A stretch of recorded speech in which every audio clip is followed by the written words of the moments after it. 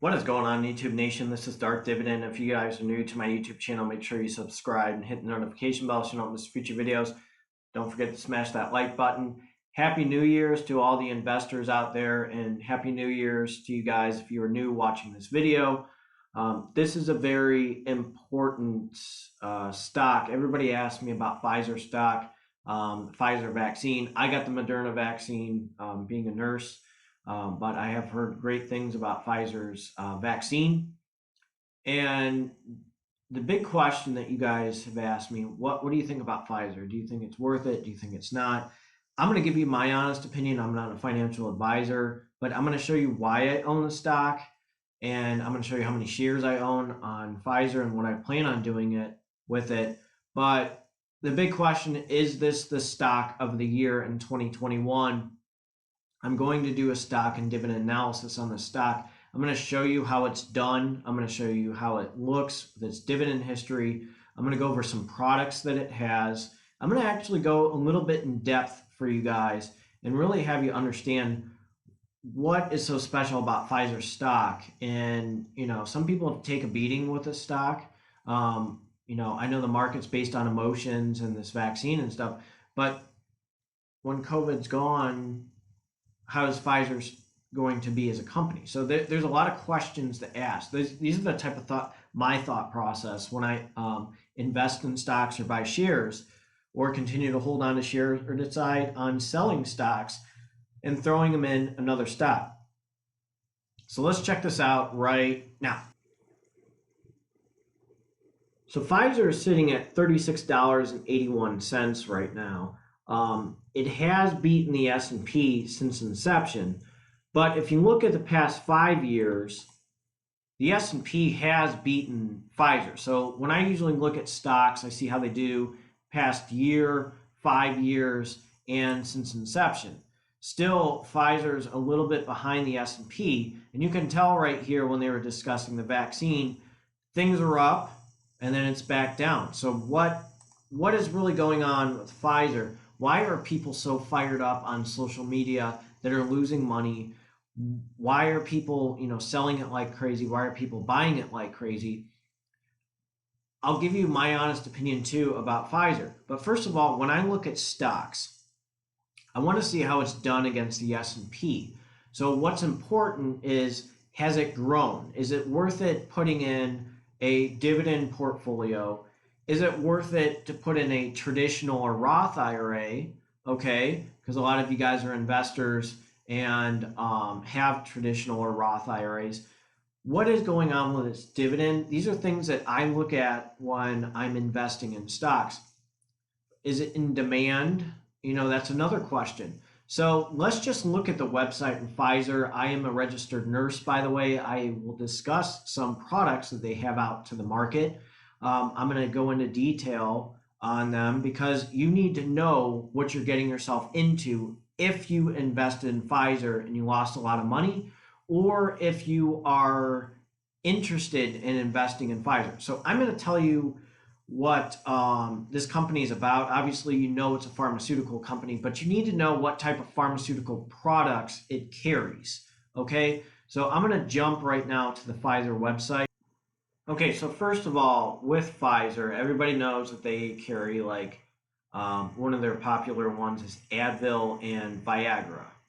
Okay, well, we know Advil's a non-steroid anti-inflammatory that's a pain med. We know Viagra's for guys who can't get it up. So those are two very popular products. But let's talk about more of their products that they carry in detail, because let's think about this. The vaccine has been proven effective. That's why it's out in the market. That's why it's out in the world with Pfizer.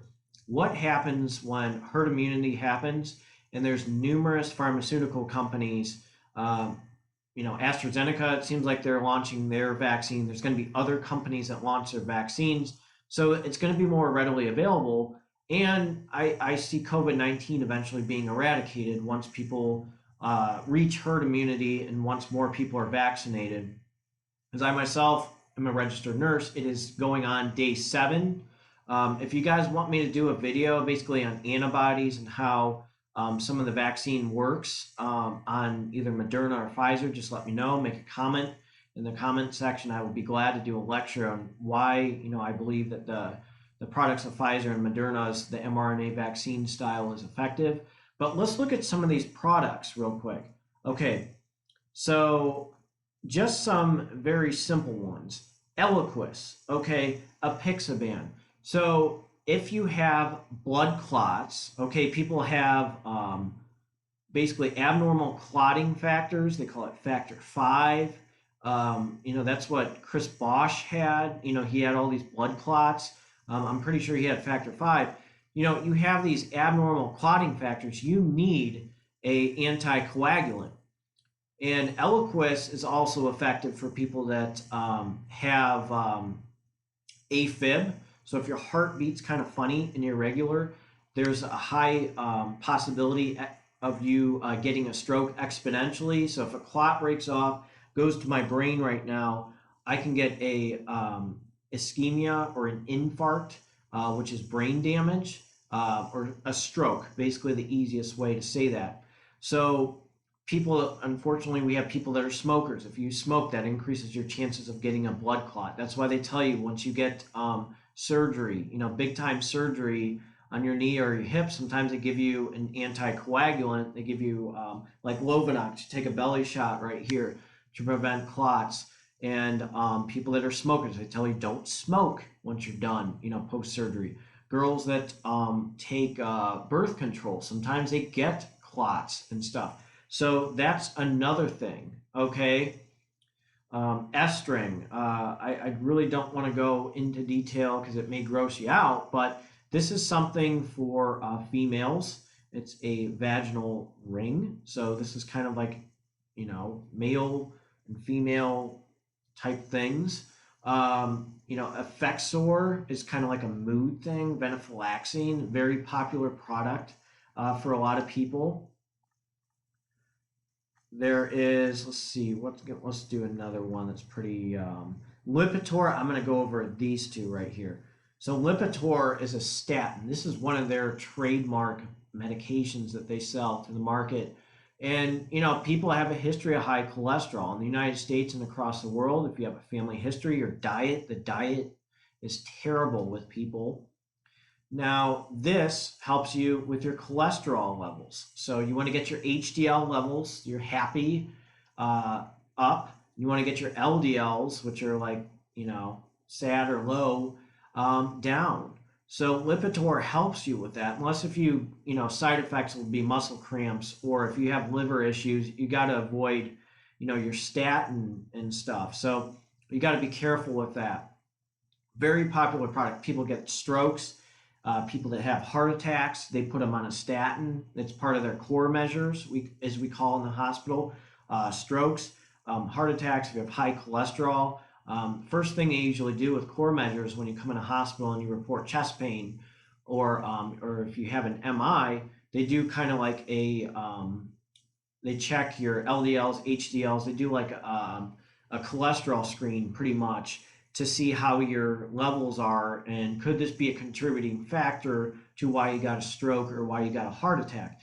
And then basically when you're discharged from the hospital, because our goal is to get you better and get you out, we don't like to keep you there, because there's risk of, they call it nosocomial infections, which are like hospital acquired infections. We just want to get you better and get you out and prevent you from coming back in with the same thing. So what they do, they make sure that you're on a statin, like atorvastatin or Lipitor, which is very popular. Now here's another medication, Lyrica.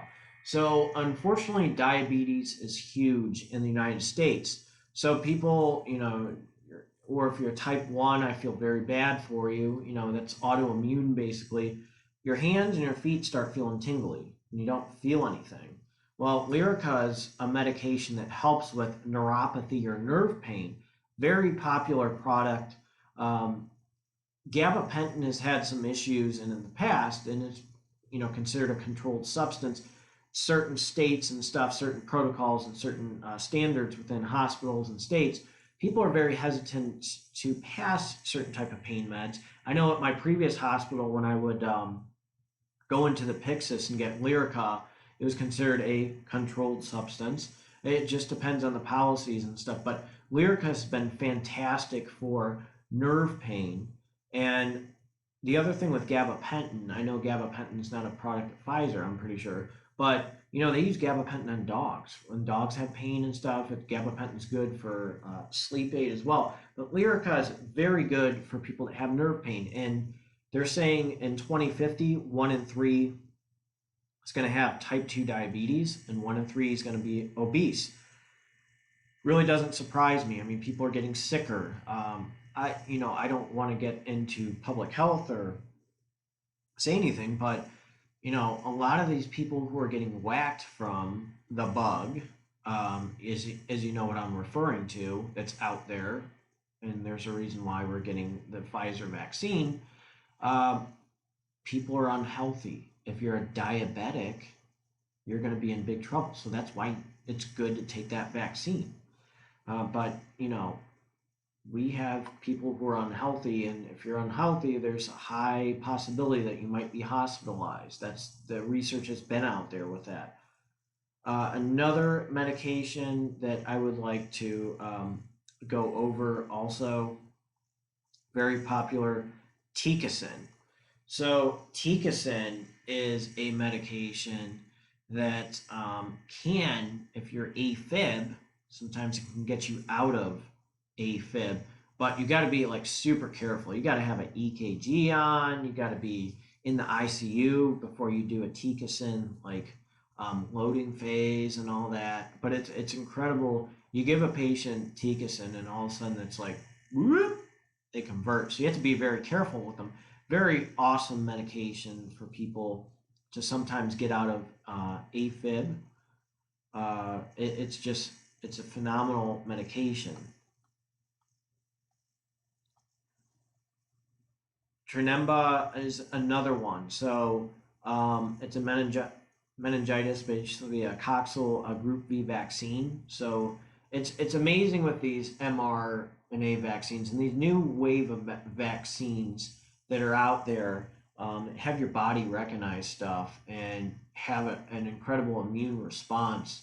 And they're saying now that usually when you guys were in school, you'd learn about a vaccine. How does a vaccine work? It's like a dead or weakened cell. This mRNA style that they're adding to vaccines is really cool, and it's just very interesting. And I highly encourage you guys to be educated on mRNA style and how your body produces antibodies. Next is Viagra. I mean, I don't need it, but its goal is to get something up and get you in the mood. So it's one of their most popular products. So now I just explained some products, just some of them. I mean, they have a lot. So that's one thing that these guys bring to the table. Once the vaccine is gone, people are still going to buy statins. People are going to still buy Viagra. They're going to still buy a lot of products that are out in the market that are in demand. So now we're going to look at how it's done with its dividend history real quick.